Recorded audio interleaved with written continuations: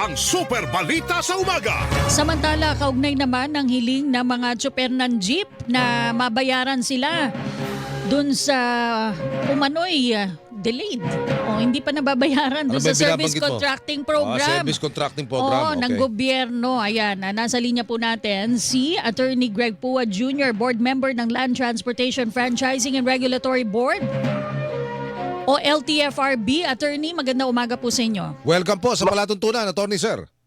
Magandang umaga po at magandang umaga po sa lahat po na nakikinig po sa inyo. Tanong po ng karamihan ng mga tsuper, kailan daw po sila mababayaran ng gobyerno para sa service contracting program? Opo, unang-una po, nais po nating linawin, dun po sa service contracting program, ang kakontrata po ng LTFRB ng gobyerno dito ay ang ating mga operator, those corporation and cooperative. Wala po tayong kakontrata ng mga drivers. O sila naman po, yung mga korporasyon at mga co-op, sila naman po yung mga may obligasyon na ibigay naman po yung parte ng mga drivers po nila kung ano man po ang napag-usapan po nila.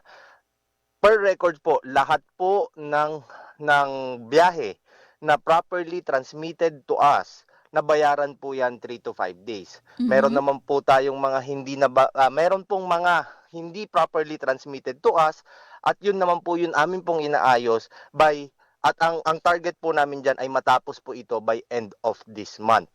Ang isa rin pong delay kung bakit isa ring dahilan bakit po nade-delay ang bayad sa ating mga korporasyon at co-op ay dahil po kung ang bangko po nila ay hindi po land bank. Pero kung ang kanila pong bangko ay land bank, properly transmitted ang mga biyahe po nila, within 3 to 5 days po, nababayaran po ang ating mga operator. May binabanggit pa ho doon sa interview kanina sa amin na Attorney Sir, December pa raw matatanggap nung iba yung kanilang bayad.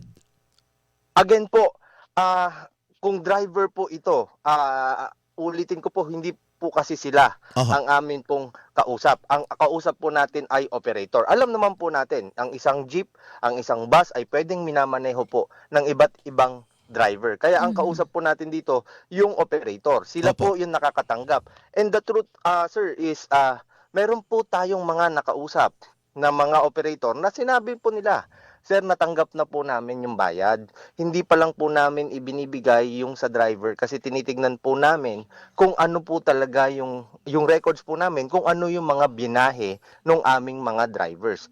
Kung ano man po yung pinag-usapan ng operator at driver, kung may share ang driver sa service contracting na ibabayad ng LTFRB sa operator, hindi na po namin yon alam, sir. Malinaw. Attorney, pero meron kayong binabanggit kagabi sa programang 24 oras na nagpalabas kayo ng show cause order doon sa mga operator ho. Tama ho, no? Tama po yun. Ito naman po yung mga operator na hindi naman po nagbigay ng 20% discount during the service contracting program. Okay, yung sinabi niyo po na may mga ilan na hindi pa properly natatransmit, ano pong ibig sabihin nun, Attorney Pua?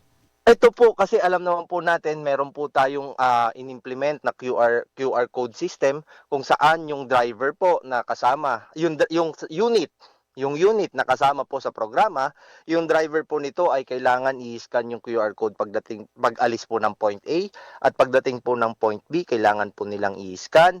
Tapos bago po umalis ng point B, i-scan po ulit nila. Meron po kasing mga hindi na-scan or meron pong na-scan pero maaring nawalan ng signal. Yun po yung atin pong tinitignan ngayon at ang Attorney? at maisara. Hello? Sorry, nawala po. Ang target niyo po ay? Ay marisolba po ang lahat ng ito by end of May.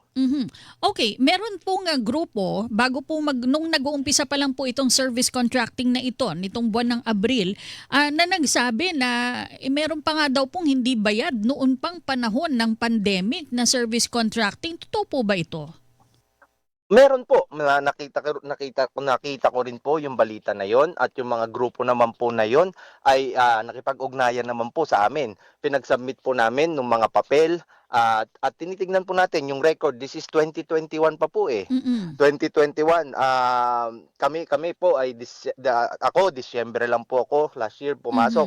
Pero ang sabi naman po natin sa mga operator na to, ipatunayan nyo po, ipakita nyo na talagang itinakbo po ninyo yan during that time at titignan po natin ang ating magagawa upang matulungan silang mabayaran ang mga serbisyong ginawa po nila. Isa na lamang ito, Attorney Sir, anong payo ng LTFRB dun ho sa sangkatutak na na-interview namin na dumadaing na hindi pa ho sila nabibigyan at nababayaran dito, sir? Go ahead. Opo, sa atin po mga kapatid na drivers, pakiusap ko po, makipag-ugnayan po kayo sa inyong mga operator kasi sila po ay ang may obligasyon upang bayaran kayo. Kung meron man po kayong agreement, kung ano man po ang sharing nyo na napagkasunduan nyo para sa ibinayad ng gobyerno sa inyong mga operator during the service contracting program, ay makipag-ugnayan po kayo, makipag-usap po kayo. Kasi po, kami po, per our record, halos lahat po ng operator ay amin pong nabayaran na. Lalo na po yung mga, katulad ng sinabi ko, properly transmitted po yung data at land bank po ang inyong mga bangko. So sa atin po mga driver, sana po ay kung may problema po kayo, kung may napag-usapan kayo ng mga operator nyo at hindi po sinunod, makipag-ugnayan po kayo sa aming opisina. Hindi po kami magdadalawang isip na isyokos o suspindihin or kanselahin ang mga prangkisa ng inyong mga operator. Attorney Pua, maraming salamat po sa inyo. Napakalinaw ho ng inyong paliwanag, sir. Naliwanagan kami Maraming rito. Have a blessed weekend, sir. Maraming salamat po. Happy weekend po. Magandang umaga po sa lahat na nakikinig sa inyo. Atin po nakapanayam Attorney Greg Pua Jr., board member po siya ng Land Transportation Franchising and Regulatory Board o LTFRB. Ang kinikilingan, walang pinoprotektahan.